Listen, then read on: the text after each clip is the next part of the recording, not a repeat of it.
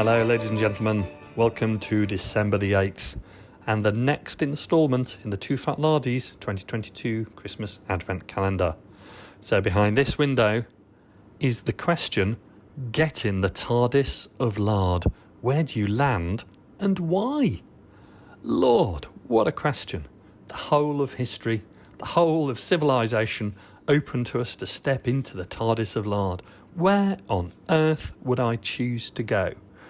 Well, over the last few years in recording these Advent calendars and also over the last 5 or 6 years of doing the Oddcast, we've talked about so many different places, so many games I ideally want to play. I mean, where would it be? Would it be the Hungarian frontiers of the 17th century? Or maybe it would be the Eastern Roman Empire of the 3rd century AD. Or maybe it would be Tokugawa, Japan. Well, all of those are really great possibilities to go to and really explore the history and the culture and the warfare of those particular places. But no, I've chosen to go to Hull in 1984. Okay, don't adjust your podcasting devices just yet, please. I can explain. Why am I choosing a rather drab, unexciting northern city in 1984 out of the whole of world civilization, ladies and gentlemen, to go to in the TARDIS of Lard? Well, listen on, because in the next 5 minutes I'll be able to tell you all about it. And the journey probably starts at Wolverton Comprehensive School in 1984 when I was doing my A-levels. I'd been wargaming for probably about 3 or 4 years properly, ever since buying my very first military modelling in February 1981 and buying lambing figures with their multi-purpose different part heads and weapons. But it was really in 1984 that I think everything started to click together, and I discovered role-playing, I discovered Dungeons and Dragons. My friends were very much into AD&D, as we used to call it. It's always good to be doing something advanced when you're 16 or 17 years old. You feel like you've really arrived. And it was really a great time that I was also starting to discover writers such as J.R.R. Tolkien. I wonder what happened to him. You might have heard of that gentleman. But also other sort of fantasy books, as well as the more familiar military history titles, which could never be doubted as regards their accuracy. Step forward, please. Bruce Quarrie's Napoleon's Campaigns in Miniature. Yes, it was a world of exploration and excitement. We had WRG games, we had Newbury Fast Play rules, we had WRG 2nd edition Renaissance. They were the new kids on the block. They were only published in 1979, and everything was kind of scientific. There were charts everywhere. You had to sometimes roll percentage dice. That was kind of scientific, as you can guess. Adding up the factors, +1 for routing friends, +2 for rear support. It was like a computer, only we didn't have computers in those days, as you can imagine. Everything was empirical, everything was worked out, and if you had a headache by the end of the game, well, that probably meant that you were doing it right. And it wasn't just historical war games which were subject to this sort of scientific analysis. We took that forward into Dungeons and Dragons as well, in the school Dungeons and Dragons club. Yes, Jeremy, it wasn't just enough to turn up with a broadsword and 30 feet of rope. No.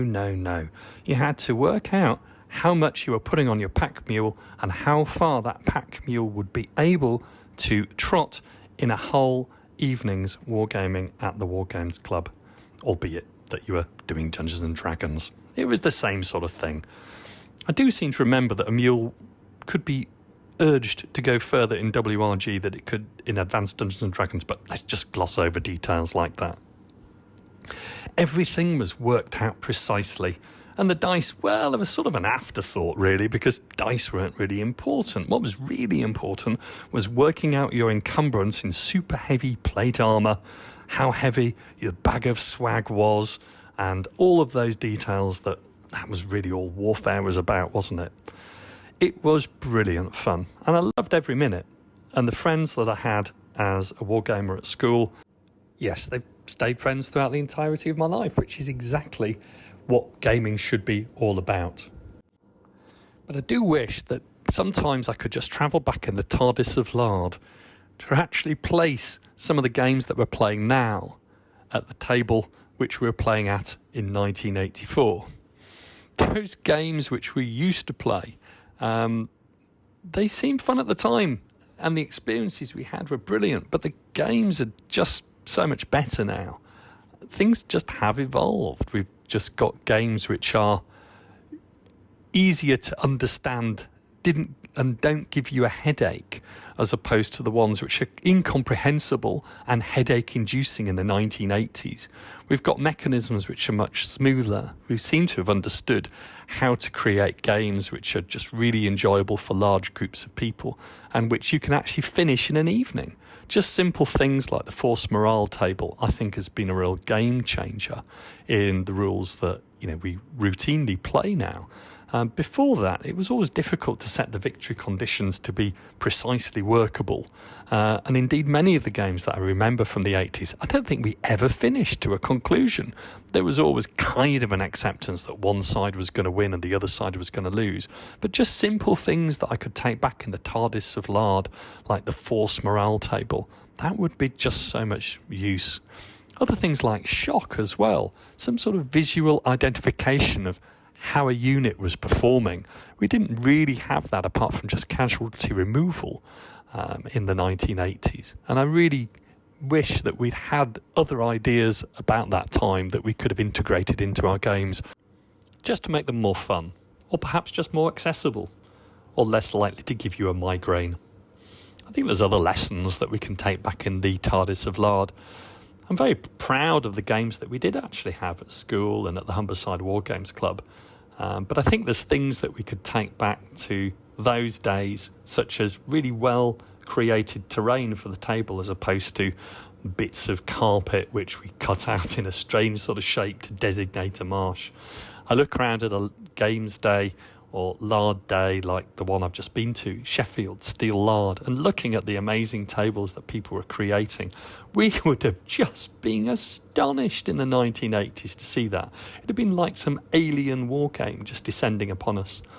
But if one of us had done that, that would have just inspired so many different people to start doing different things with their hobby, and that would all have been for the good. So, a slightly whimsical, wishful thinking that I would travel back in the TARDIS of Lard to my home city of Hull in 1984. But I think as journeys go, it'd be pretty fantastic.